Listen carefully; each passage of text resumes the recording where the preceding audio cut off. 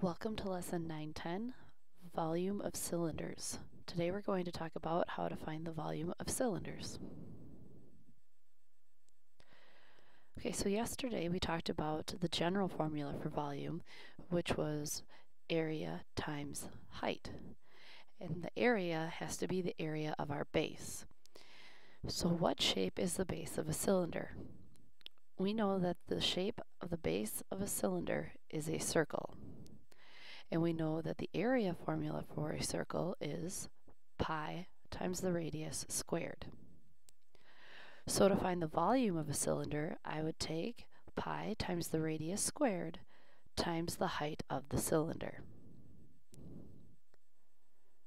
Right, so our first example. We know that volume is equal to pi times the radius squared, so first I'm going to find the area. This is why it's important for you to separate the area and then find the volume, because I know the area formula is a little bit more tricky since we just learned it. So we replace pi with 3 and 14/100 times, they do give us the radius. The radius is 4, and I square that. So I end up with 3 and 14/100 times 16. And when I do this, I can use my calculator for now. And I get 16 times 3 and 14/100, and it gives me 50 and 24/100 inches squared. Now that's the area. Okay, so then we take the area and we multiply it by the height of the cylinder. The height of the cylinder in this case is 15 inches. It's 15 inches from the top circle to the bottom circle. So our area times 15. So we end up with a volume of 753 and 6/10 inches cubed. It's the same rule. We still have inches cubed. We're still taking the area times the height. It's just now our area formula includes pi because it's a circle. Right, so you do have this next problem in your notes, and I want you to try it on your own. And when you come back, we'll go over the answers, and you can see if you are on the right track or not. So go ahead and pause and find your answer.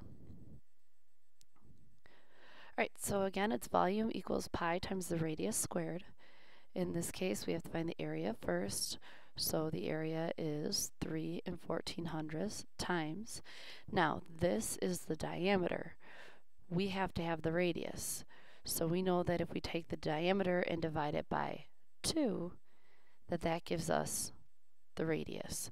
So in this case, 6 divided by 2 gives us 3. So our radius is 3, and we have to square that. So we get 3 and 14/100 times 9. Plug that into the calculator. We have an area of 28 and 26/100 feet squared. Now to find the volume, take that area times the height. So I take 28 and 26/100 times 18. Because 18 is the height from the top to the bottom.